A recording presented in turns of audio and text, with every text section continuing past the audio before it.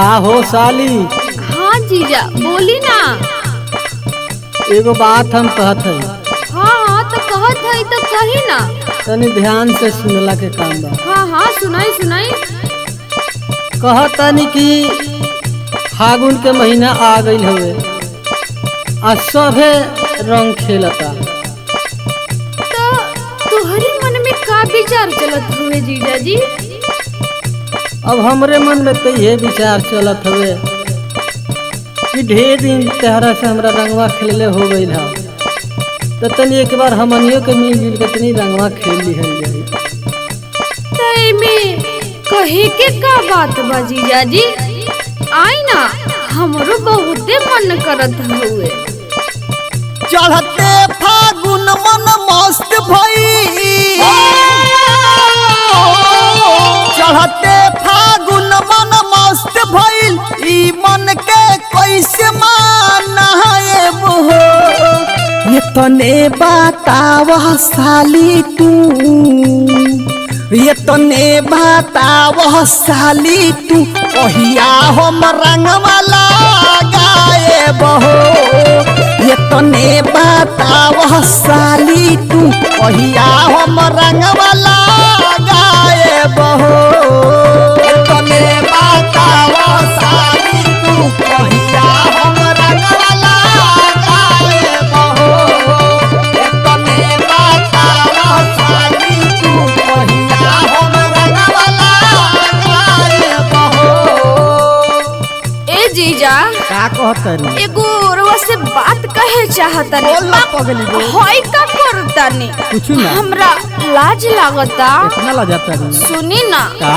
एक बात कहे चाहतनी। खइले बानी हम क्रिया जीजा, खइले बानी हम क्रिया जीजा, बतिया में न तहरा आइब हो। गल मिस दे बधई की हमरू, गल मिस दे बधई की हमरू, ना तहरा से रंग लगवाइब हो। गल मिस दे बधई की हमरू, ना तहरा से रंग लगवाइब हो।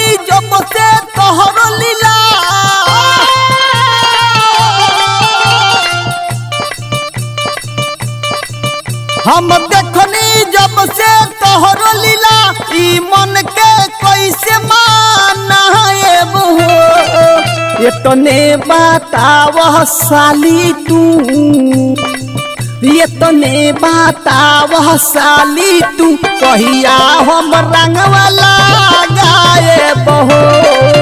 ये तने बताव साली तू कहिया हम रंगवाला गायब हो ये तने बताव साली तू कहिया हम रंगवाला गायब हो ये तने बताव साली तू कहिया हम रंगवाला गायब हो आओ साली तू धीरे धीरे अपने से हो जाता धीरे धीरे आवाज साली तू धीरे धीरे अपने से हो जाता धीरे धीरे लखनऊ चोलिया आओ रंगदी आओ आओ आओ लखनऊ चोलिया आओ रंगदी देखी बोला। हमरा से दूरे रही, हमरा के हेने होने टच मत करी ना तो ठीक ना होई। अरे नहीं नहीं नहीं, ऐसन तो कोनो बतिया नहीं हो। बाप होई का कर दनी। होली के महीना आइल हो, यही से हम तनी चाहतनी तरह तनी छुई ली। ना ना हेने मत छुई ना तो दीदी देख ली। मनाई ले तोहरा दीदी के। बाप कैसन कैसन बात करत है अपनी साली से, शर्म ना आवत हा। एमे का शर्मा एक हो ई तो फागुन के महीना हो। पुरनिया काका भी कहले बारे कि साली आधा घरवाली हो। काहे ला जाता रे? ए प्रेम भैया, हाँ राउ साली तो बड़ा लाजात तारी हो। तहरा सज जो शर्माइला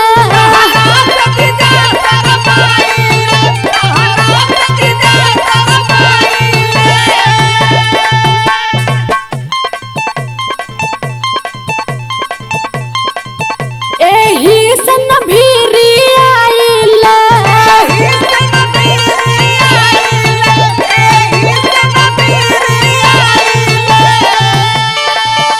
तू हमर कितना लेपचूस खा गई, भुला गई। तहरा सज जो शर्माइले एही सन भीरी आइले प्रेमनाथ बबलू मन बना जे। सुन इतना अत मत करो। प्रेमनाथ बबलू मन बना जे मनोरमा के बोलवाइब हो गालू मिसु दे बधई के हमरो गालू मिसु दे बधई के हमरो ना तहर से रंग लगवाइब हो गालू मिसु दे बधई के हमरो ना तहर से रंग लगवाइब हो। काला मिस